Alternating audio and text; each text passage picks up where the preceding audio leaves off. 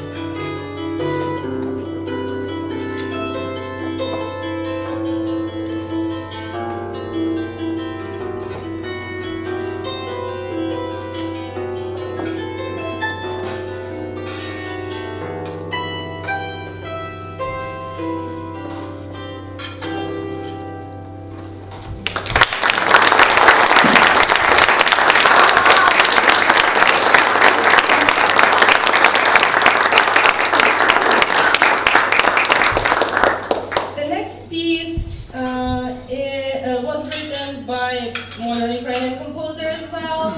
And that lady actually lives in Ukraine right now. She wrote this song at the beginning of the war, and then you listen closely. You can hear the sound of sirens in this music, and in the end you can hear some seeds of hope, which, can you take that sound from here? So this sound symbolizes sunflower seeds, which is one of the symbols of Ukraine. And those sunflower seeds are supposed to, go into the fertile Ukrainian soil and bring, some plants of victory to us.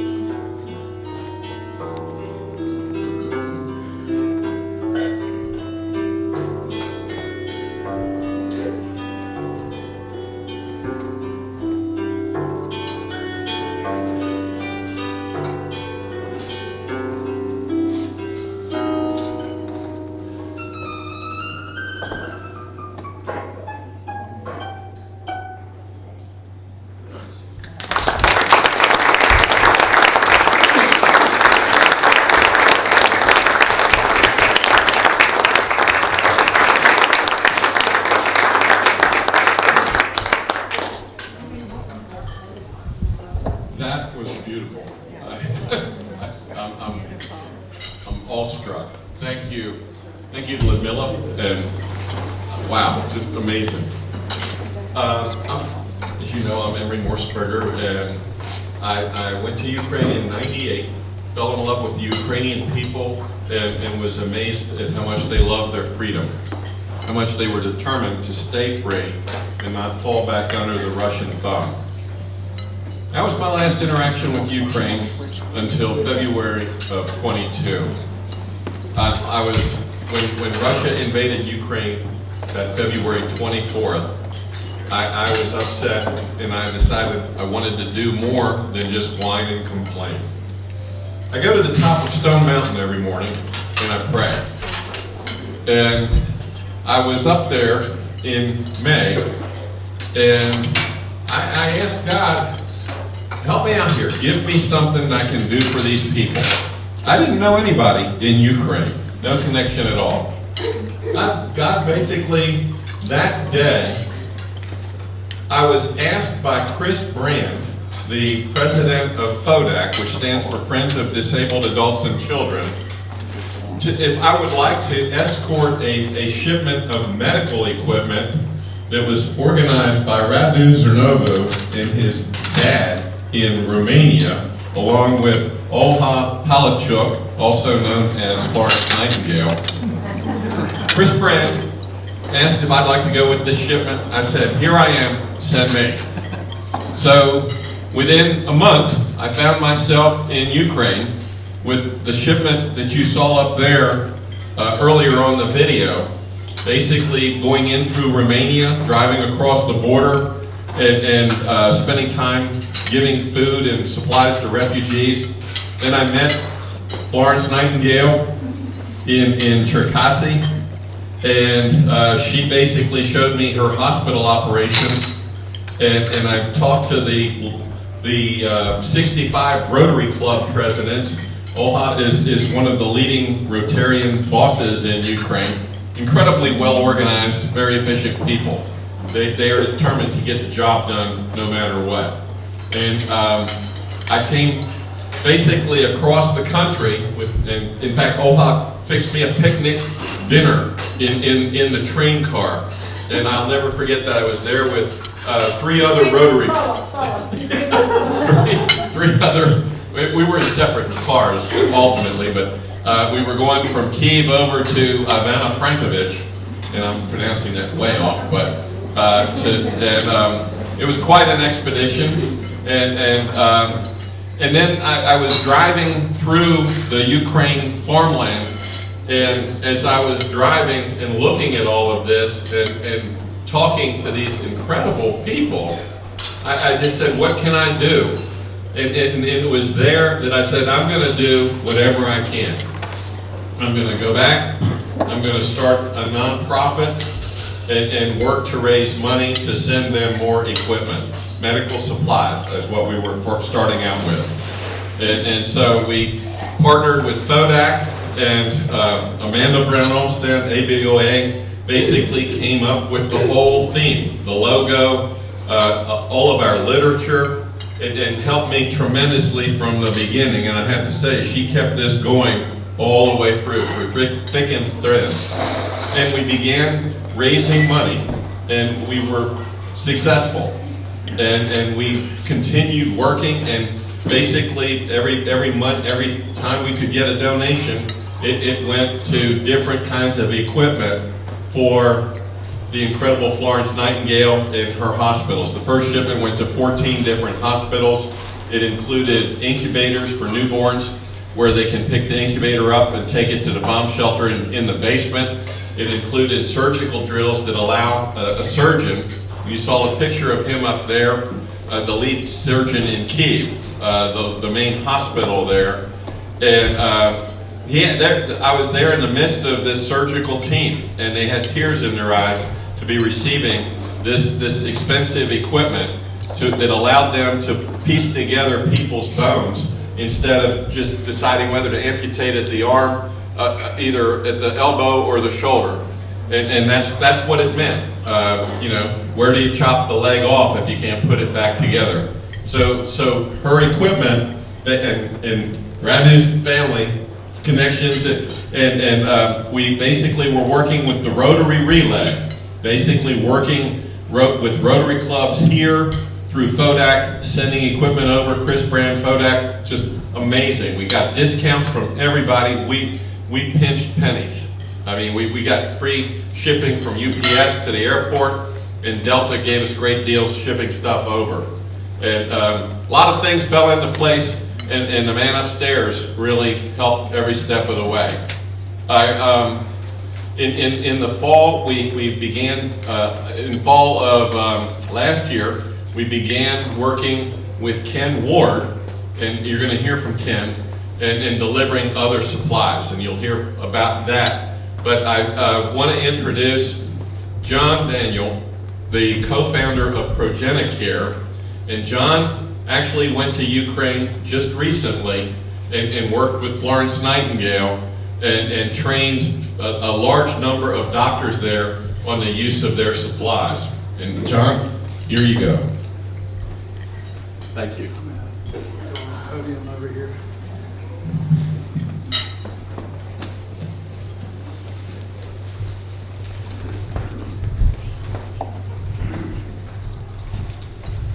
Well, there's a whole lot of love in this room, and it reminds me of the love that I felt when I was in Ukraine.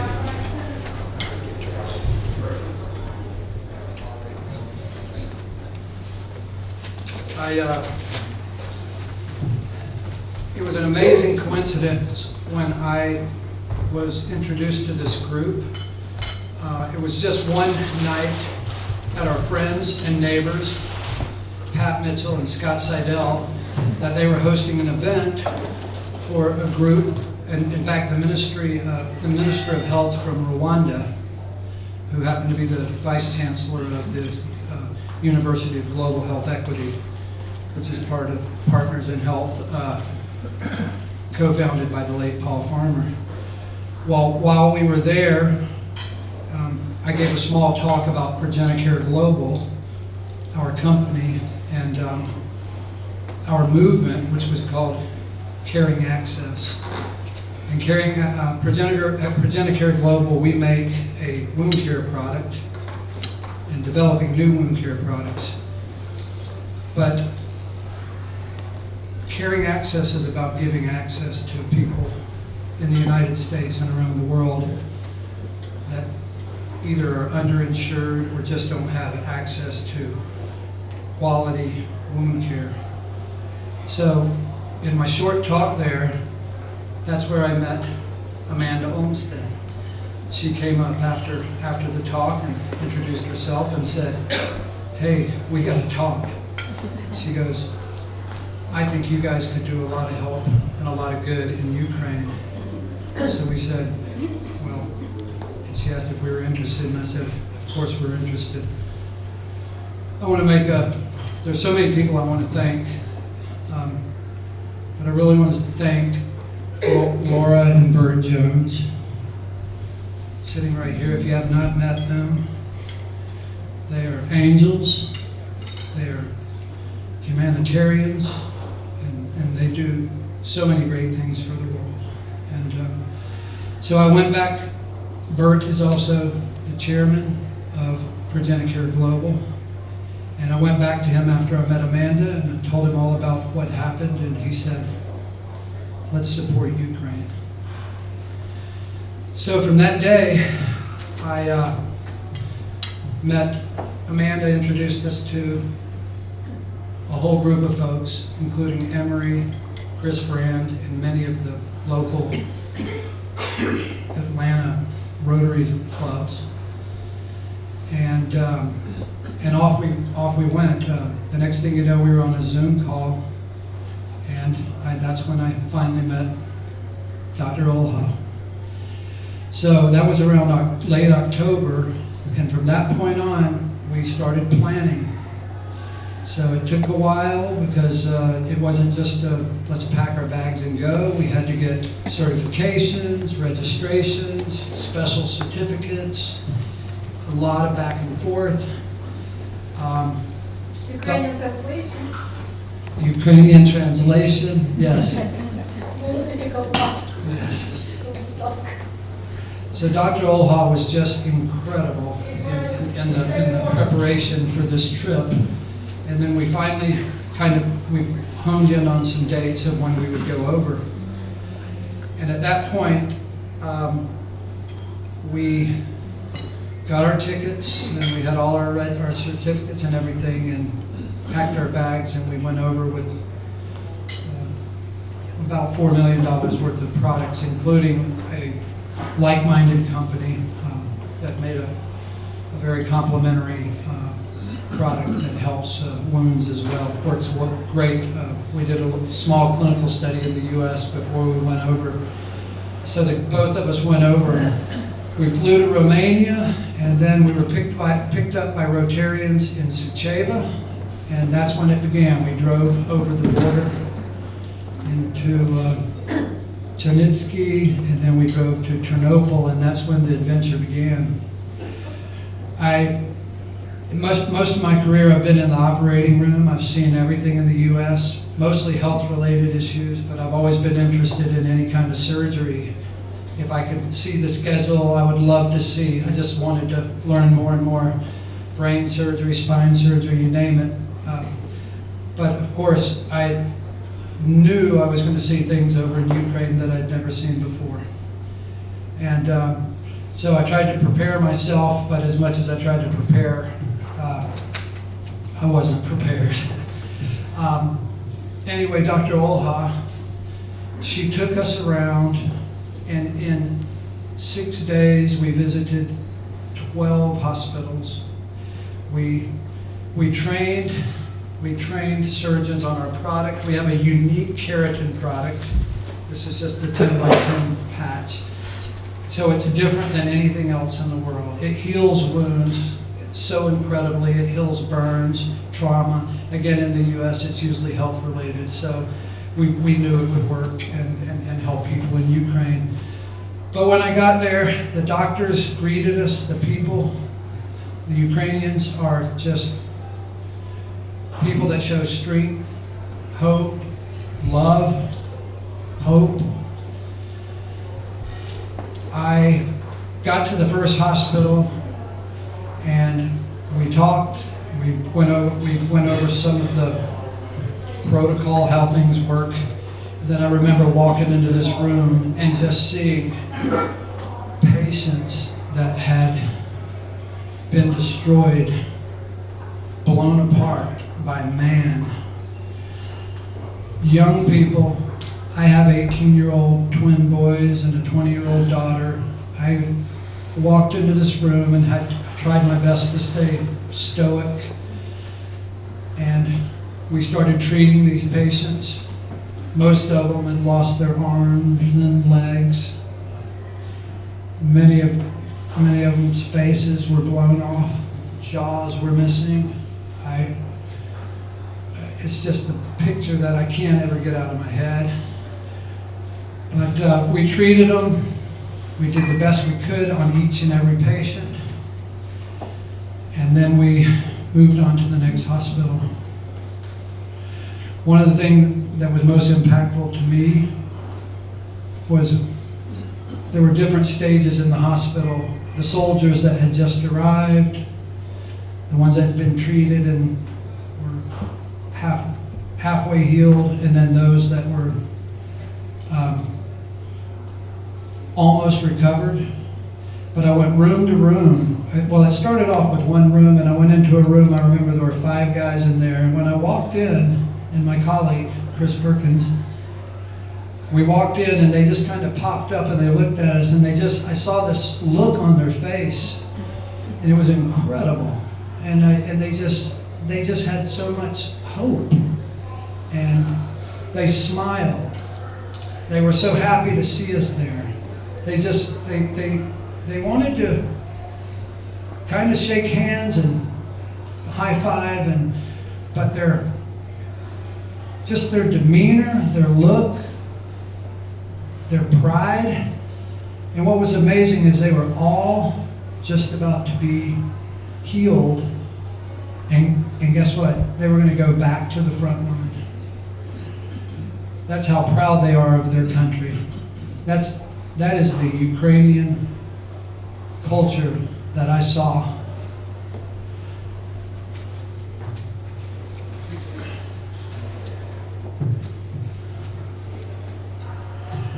Dr. Olha, you're incredible. Without you, it would have been impossible. We traveled on multiple train rides together, at least a couple that were 12 hours. We were in cars, trains. We were in bunkers together. We heard air raid sirens constantly. We don't know how lucky we are over here in the U.S. It changed my life. I love the Ukrainian people. I've got so many lifelong friends from Ukraine. I keep in touch with so many of them on a weekly basis. In fact, we just texted some friends. So I just want to say it's so great to be in this room with all these people that are here for the same reason and that are here to support Ukraine, support helping Ukraine. I want to thank all of you. I wish I could thank every one of you individually because what you're doing here is a wonderful thing. And again, Aloha, thank you so much. I love you so much.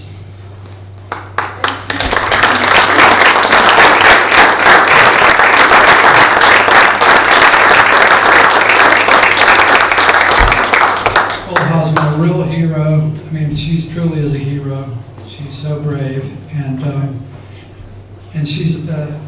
I know she's Florence Nightingale to you, but she's my 007, and that's a little bit of an inside joke.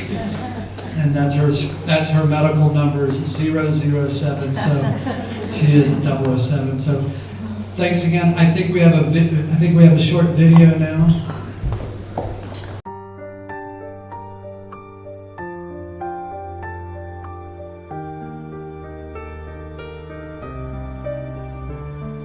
Місто вогні, серце болить, втомлює бій, і ворог не спить. Кулі летять, поки падає сніг, і ворог лежить, мовчить. Ночі без сну нам не холодно, чекає сім'я на околицях.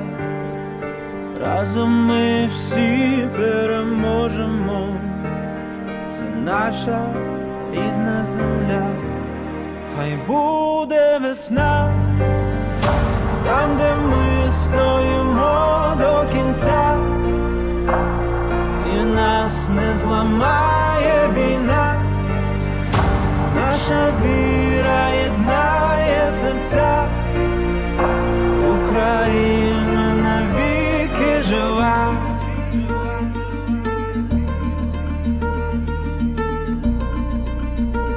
Україна – це наша земля.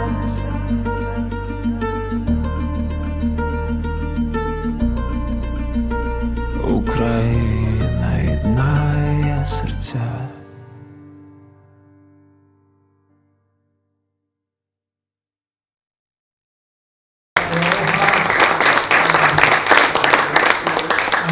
Gift for her. It's not a typical gift, but it is this is the engine control module for a Chevrolet 3500 ambulance that they needed. And so I want to give you this.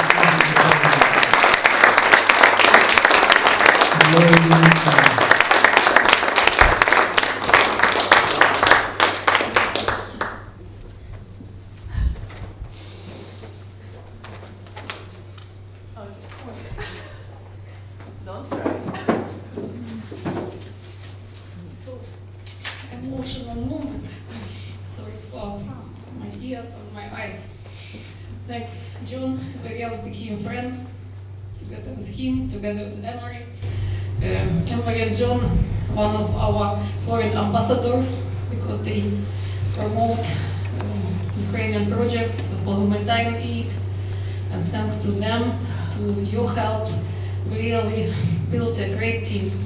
It's amazing network together with Rotary clubs, together with local communities in Atlanta, together with church, and together with our Rotary clubs and Rotary in Ukraine, because we united 72 Rotary clubs. In our medical team, we have 65 doctors Rotarians in all areas of our country, and they really did a great job together. And thanks for everybody. We are grateful for your help, for your donations. As you see in this video, we continues, and thanks to your support, we continue to fight for our freedom and independence. And we fight not only for freedom and independence of our country, because historically Ukrainians did it many times since 10th century. And we are on the cross of history again, and we fight for democracy, we fight for our families, and I think you feel the same. We really need to leave our homeland and to leave it for our next generations, and to to live in our lands, not to go abroad, because 7 million people went abroad as refugees. 10 million of our population lost their homes inside Ukraine. They were evacuated from front lines, from south and from east to west and central parts of our country. And on behalf of all Rotarians, we became the biggest volunteer organization in our country, 1,500 volunteers. And on behalf of all Rotary clubs of Ukraine, we are really grateful for your help. And now our goal, one of the areas of focus, is continue to help in medical aid projects. It's for, of course, children. It's for newborns, because it's our future. Children are our future, and they really, every child in Ukraine needs help, and mental health especially. And it's medical equipment, medical supplies, thanks to Fodder Group, to Helping Ukraine Fund, thanks to our international colleagues and Rotary Rotarians, doctors Rotarians as well. We continue support more than 200 hospitals inside Ukraine. And many of our doctors Rotarians are members of board of expert associations, professional medical associations inside Ukraine. They are leaders of medical departments. They are members of board of medical hospitals. And we ask to continue your help.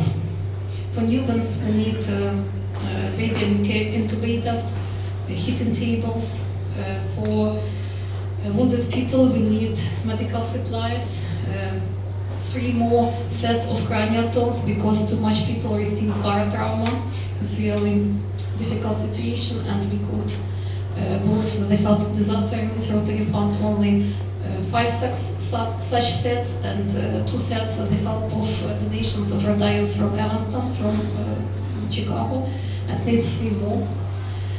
And rehabilitation camps for children.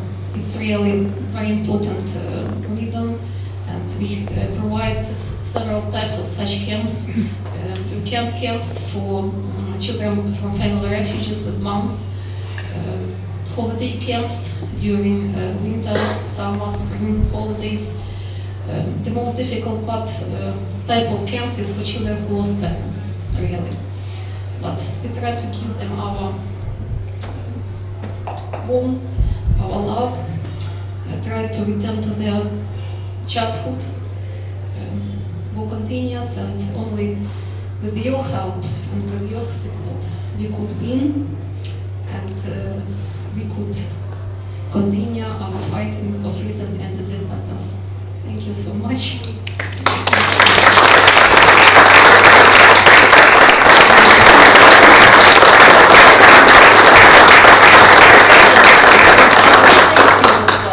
Maybe Emma, could you come in, and John as well, because you became our ambassadors from our Rotary in Ukraine team, and we have special presence from my Rotary Club Cherkasy, from me personally, from our district 223 Rotary in Ukraine, for Helping Ukraine Foundation team, for Emory Mosbury personally, and for John Daniel and Progena Matix team. We're grateful for humanity and selfless work, strengthening international Rotary and USA-Ukraine cooperation and partnership in achieving common goals. Good deeds do not go unnoticed. They shine like beacons to those who need help. Sincere gratitude for the service beyond self. With love from Ukraine.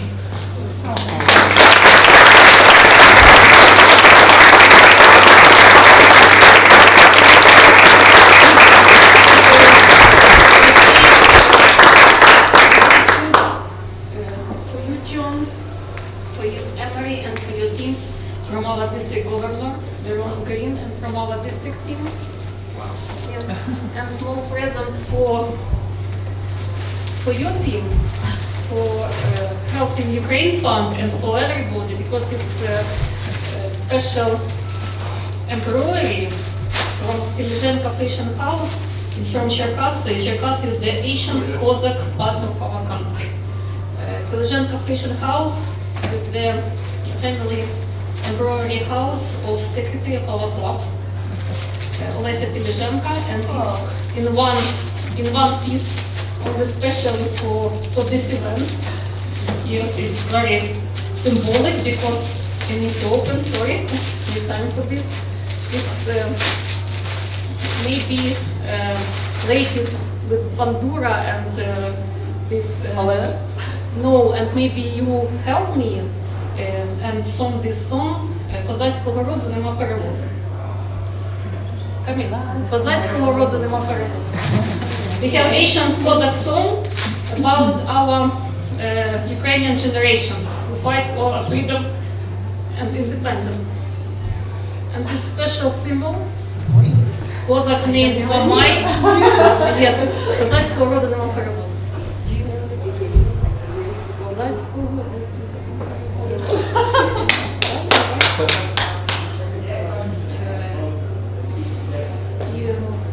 Could you open video? I have video with this song. Would you show it or not? Okay. Окей. Козацького роду нема Козацького роду нема переводу, нема рівних козакам, що йдуть за свободу. Козацького роду нема переводу, нема рівних козакам, що йдуть за свободу.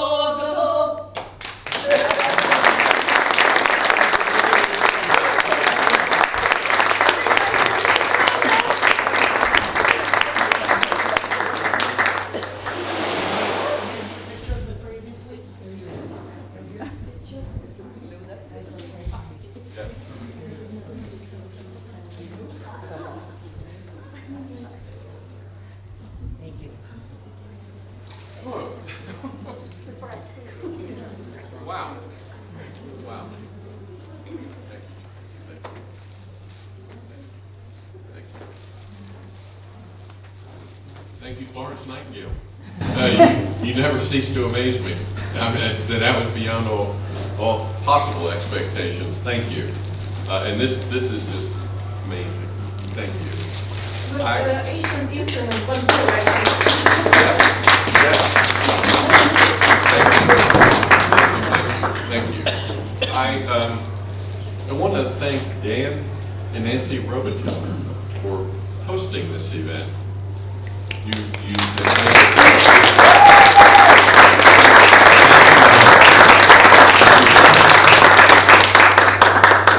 and I am going to introduce my war buddy, Ken Ward. Ken is from Rome, Georgia, and had been working in churches in Moldova and southern Ukraine over the last 15 or so years, and had connections with the folks in Ukraine.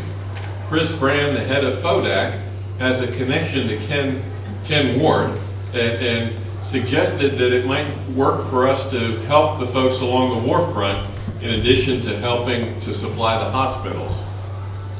We basically advanced money to Ken to go over to Ukraine and help the people who were being bombed along the war front in southern Ukraine.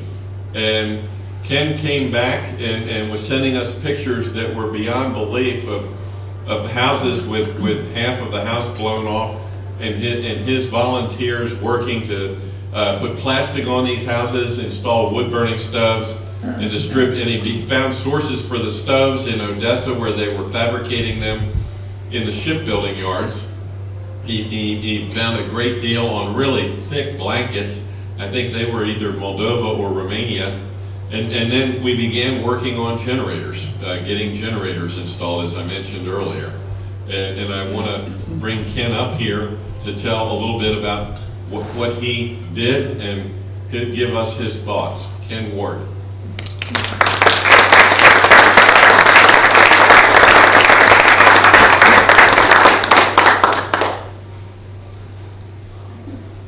Thank you.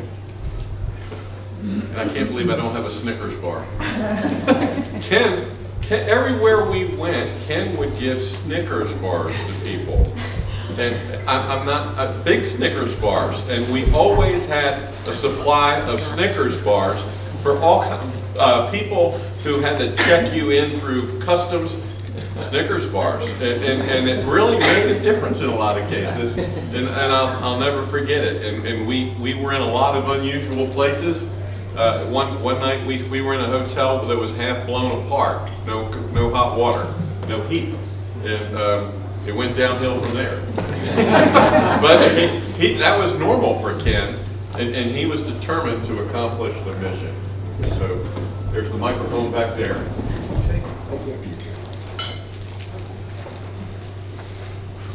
I don't know, Brogan, were you able to get that picture? Was that a possibility? Okay. Really, my comments will just be very, very brief. You good folks were good enough to give, and so my job was plain and simple. If you were good enough to give, then daggone it, we need to know the money was being used in the right way. So my team and I, we were boots on the ground to make sure it happened. We were there from November through April. I got to come home and see my lovely wife every month or so. And my son, my oldest son, was able to come and to join me. I did give Snickers away every place I went. Mainly, you got to keep in mind what I did. I lived on the war front. So I lived like the people. I slept on the floor. I had a blanket. I had no heat. A piece of meat, a piece of cheese, maybe a bottle of water at night, sometimes nothing. If you were lucky, you got hot tea. A cup of coffee would be real great, but you're in Ukraine. I lived like the people. When I would go to the village, just to really wrap it up, is the number one thing I did was, again, to be accountable for the goods. And I can say, you can't say 100%, but I can say 99% of the goods were accountable. And I can tell you that for sure because I went around and checked. I told them this little bald-headed American is going to come around and check. Marina knows because one organization did not take care of the generators. I said I want them to go here, here, here, here. And I want it done by this date. Can you do it? They said yes. They didn't do it. So I took my Mercedes Sprinter van and we picked them up and we started working with Odessa People Church. So I was very accountable. So I'll say that. Number one, hold accountability. Number two, encouragement. So we would stop at a gas station. That would be my time to get my coffee. We would get coffee and then I would buy Snickers candy bars. You got to keep in mind, Snickers there are like 30 cents. So I would buy every box they had, usually about 100 of them. So I would buy every Snickers that they had in the store. It was about $7. And then I would buy every one of these gloves they had on the shelf. Right here. They cost about 80 cents. And I would pass them out. At the end, after we would put in the stoves, do the generators, give out the blankets, one thing that I was notorious for, and the team would get mad at me, but they knew to get over it. There would be like 40 people in the village, and it would be freezing cold, and it would be snow, and the wind would be blowing, and we would be shivering. It was cold. It was cold. And they knew I would get out of the van. And Roma, the pastor from Marina's church, I would get out of the van. And I would walk around to every person. If they wanted to shake hands, I would shake hands. Sometimes they didn't. Their hands were grubby and dirty and that. I didn't want to embarrass them. Sometimes they would want a big hug. I'd be glad to give them a big hug. And I'd give them a Snickers candy bar. And what I did is what I'm trying to say to you, my second part was, I acknowledged every person I came in contact with. I would look them directly in the eyes and let them know, right now, At this point, in this time of my life, you're the most important person in the whole wide world. I couldn't speak Ukrainian. I tried to get it down, but they all speak Russian. Whether you like it or not, they all speak Russian. They may not want to. But I would tell them, Bog lupit vas. God loves you. Jesus Christos lupit vas. Jesus Christ loves you. And then I would say, Ken Ward lupit vas. I love you. And then the video, the little picture that I had was Babushka, that's the old lady. Two old ladies are standing there. And there's this big old guy with the big orange glove, smiling. So a reporter asked me, what was it like? What did you feel like you accomplished? And I sent her this picture. And I said, this picture, that orange glove, tells it all. We held them accountable. All the goods were accounted for. And we acknowledge the people. So when I went back in the spring, we had delivered generators and stoves and blankets and literally 20,000 tons of potatoes. Right there, baby. Me and the pastors there in our Sprinter vans all the way from Odessa all the way to Kharkov. We would buy 4,000 pounds of potatoes and take them in the garden seeds. You want to know something that'll bring eyes to your eyes? When I went, Babushka had the garden prepared. She knew this little bald-headed guy would be back because I had came and I talked to him and I came and they had the garden prepared with the shovel. So they had it prepared. I gave them the seeds. And then the biggie, hallelujah, the chickens. Oh, you don't know what it's like to get chickens delivered from Kyiv, the capital city, all the way down here to Kherson. 3,000 or 4,000 chickens. 9 hen laying, what are they called, Deb? Hen laying chickens and 1 rooster for each family. Thank you.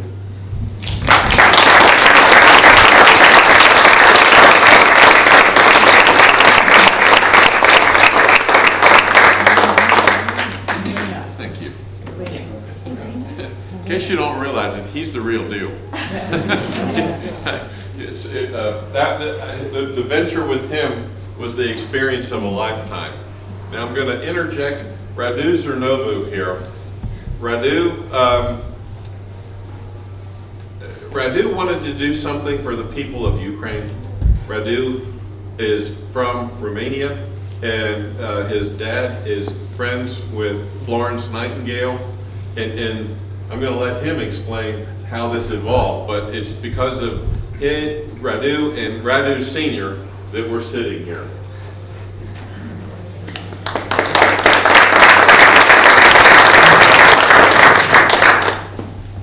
Well, not all heroes wear capes. And I started learning that on February 24th evening of last year. I'll just have a couple of short remarks about how it all began. And in truth, it all began with one idea that millions of people had at the same time. And that is, what can we do to help? I remember on the evening of the 24th, on the night of the 24th actually, my parents were visiting. My father is a Rotarian in Romania, and they were visiting. We were watching the news, much like many of the people in this room. And spending the whole night in front of news, spending the following weekend together talking about everything that is going on there. We wanted to see if there's anything that we can do to help. We never thought of where it can lead, and of course, that is here today. I had the Rotarian Network. I'm part of Rotary Club of Buckhead, and I had the Rotarian Network here in Atlanta. I wanted to see if we can gather some resources from the Atlanta region, or at least my club. My father had his network in Romania, so we decided to start branching and going within our network and see what is there that we could do to help. What funds could we raise here to send to the people of Ukraine? My father reached out to the district governor of Rotary in Ukraine, and he said there is one person and one only that you need to get in touch with. And that was Dr. Olha Palichuk. From there, we started not only a collaboration, it became much more than that. It became more than a friendship. It became more of a family affair. Dr. Olha showed what the meaning of not all heroes wear capes is. They've been fighting since the beginning of this war relentlessly. Jokingly, just the other day I was asking, so when do you sleep? When do you have time to sleep? And she said, on Saturdays. I thought it was a joke, but it's not really a joke. They don't have time for sleep. When they dedicate their lives to the ones in need, they dedicate their lives to performing medical aid. Sometimes, I remember last week, I was stressed about work.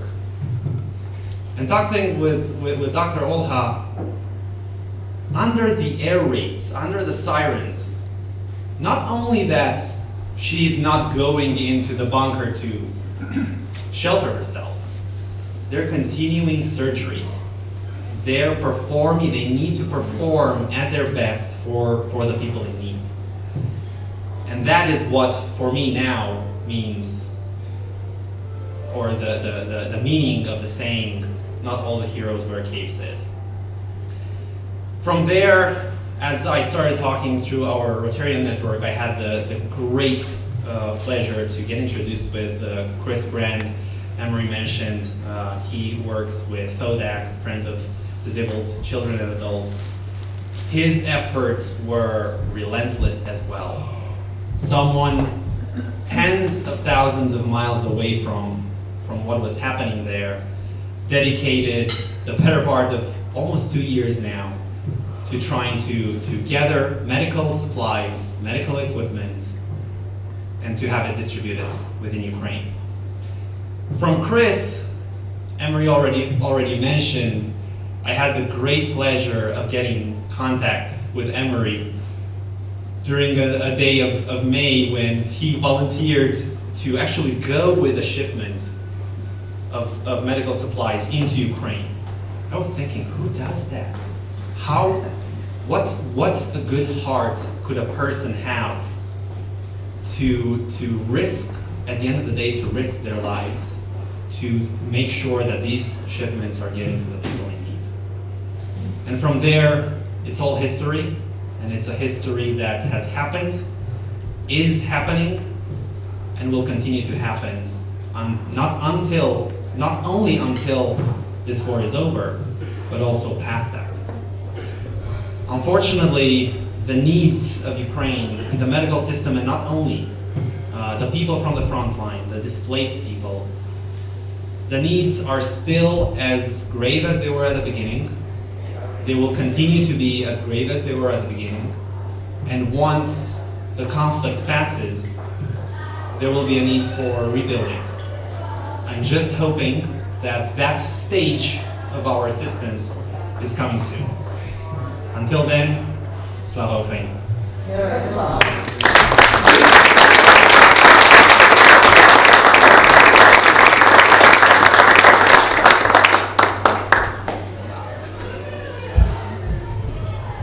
I want to introduce Marina, who is one of the leading religious folks in Ukraine.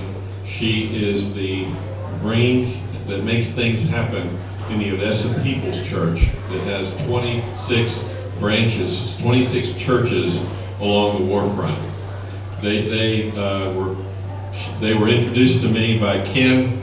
At first I thought this is a little bit unusual for us. We've been delivering equipment to hospitals, but we developed this relationship, and it has been phenomenal. And then Marina is going to turn it over to Olga Gorman, who's been now working closely with numerous people along the front to get them all kinds of assistance. Marina.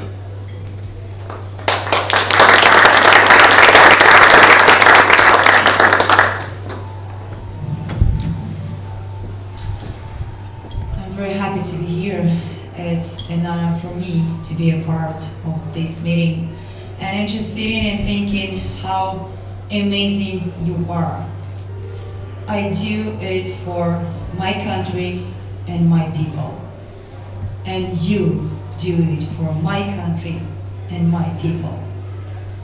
And trust me, it means a lot to understand that we are not alone in this fighting for freedom, for our families, for our lives. It means really a lot for us. Your help and your support through Helping Ukraine team. As Emery said, we have big church in Odessa, we have a charity foundation, we have school. I'm a frontline military chaplain, and I don't want to give you more numbers or more information. You already know about our war, about things in Ukraine. I just want to tell you that the real war is ugly. War smells bad. It's not so funny. The war brings tears, pain, death to our land, takes lives, hope, and something bright, happiness from our kids and our families. And it's amazing to have the same heart as Helping Ukraine team have, and all of you, and to understand that with this, through this collaboration, we can bring childhood back to our kids, hope to our people. I go to the front line. It's my ministry. I serve to the front line almost every week. And I visit the places you hear in the news or in the TV, from Bakhmut, Kharkiv, Maryanivka, all these cities and villages you may be hearing about. And I just want to tell you that that's not just me going there and helping people. It's you. Go with me through your support. It's not just me. Go there and bring food or blankets or something to these people. It's you through your help being with me there. And I'm here to say thank you for standing with us, for being with us in this ugly, terrible war. You are amazing and your hearts are amazing. And I really appreciate everything what you do to Ukraine. Because without help, without support, we are nothing. We have just human resources, less and less and less. But with your help and your support, we can keep going, we can keep fighting, we can keep standing for our freedom and for our families, for our lives. So thank you so much for everything what you do. And of course, as a Ukrainian woman, I have a small present for for Helping Ukraine team. It's a gratitude for the cooperation between our organizations. Emery, please, can you come closer? This is for you and your team. And Wow, thank you. this is, I know that everybody knows what it is. It's Ukrainian flag with our organizations here and with the sign pray and act. So we pray God about His mercy and we act, we help people. Wow.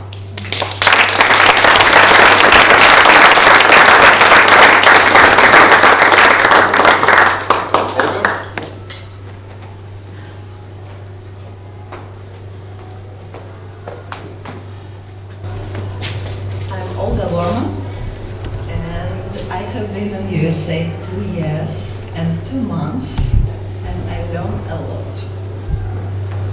I learned a lot about your empathy and about your humanity.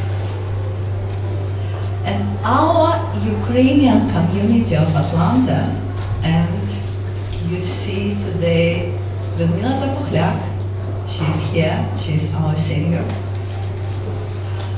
Here's Olena Kolban, she's bandura player, and it's hundreds of people. And I want to say thank you to everybody here in this room and to everybody in USA who support us.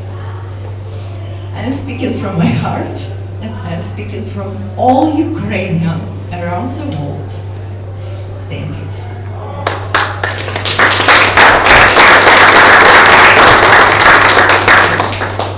I learned a lot from Emery.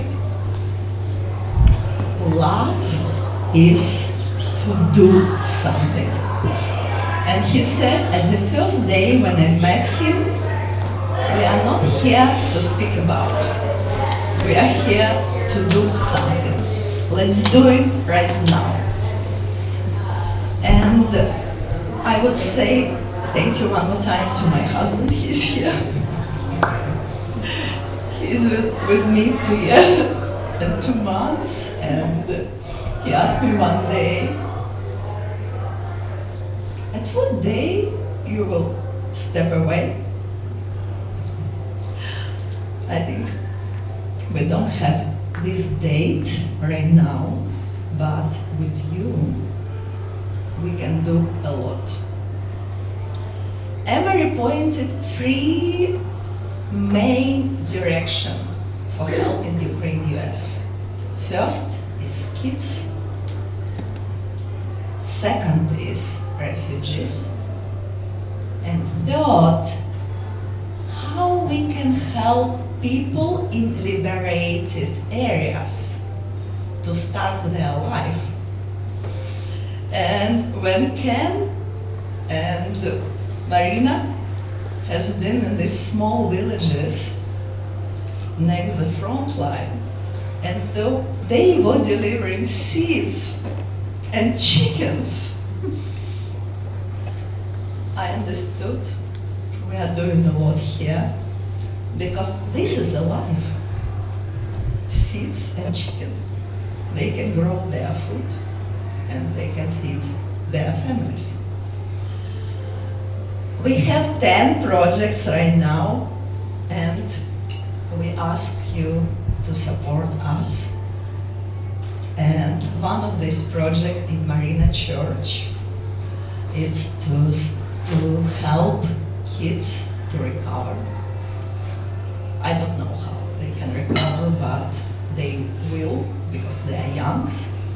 And this is first project. And second project we have in Kherson region. It's social bakery. It's only $20,000, and we can help 3,555 people in the villages. And one project in Kharkiv region, it's to develop water to drink. And the price of this project is just $12,000. If you can help in Ukraine, US, please do it right now. This is the time. I received this mail from one of my friends. He's 11 years old. I don't speak English so well like he is. Let me read a few words from his letter. Dear Miss Olga, I am hearing that Ukrainians suffering a lot from Russia. I also heard many people lost their homes and their money.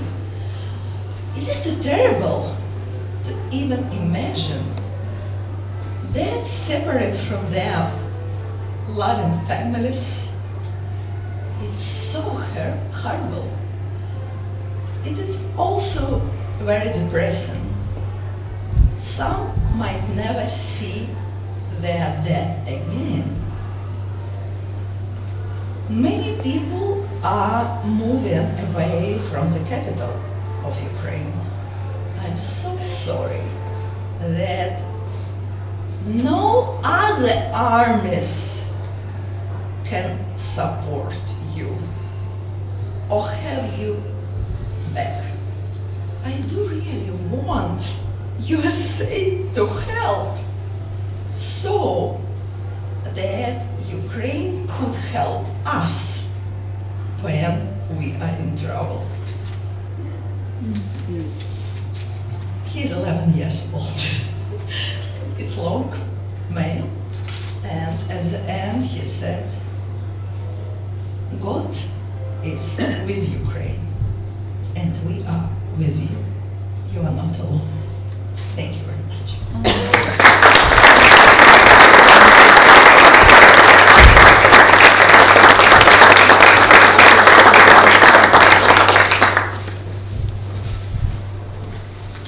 Wow, we've seen and heard more than I think any of us thought we would. And I thank all of you for all that you are doing to help the incredible people of Ukraine. And you can see we're sincere in our desire to continue helping you until this is done. And you hit me with some bad news last night. I was looking forward to this being over, and she says this could go on for 5 years. So we need to stick with us, these folks. We need to get our government to stick with them, and we need to keep the flow coming. Things are organized a little bit better over there. It's not chaos like it was when Ken and I were there last year. But they're going to continue with needs for all kinds of support and supplies. We need to encourage our donors to do more. We need to encourage our government to do more, okay? Helping Ukraine doesn't do F-16s, but they need F-16s. Let's get them the F-16s, okay? Let's get this over with so that people stop dying and getting blown up.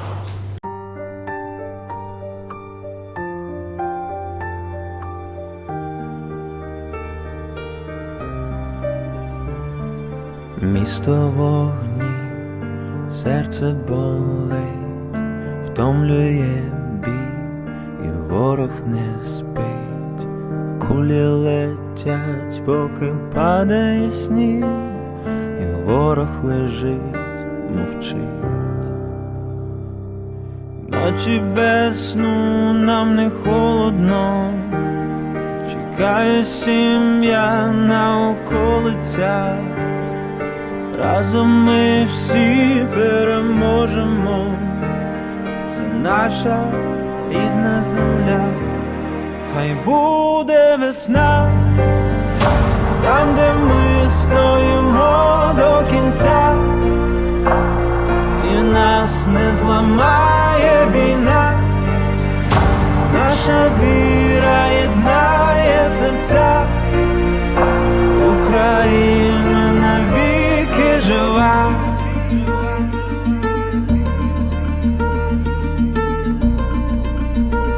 Україна – це наша земля.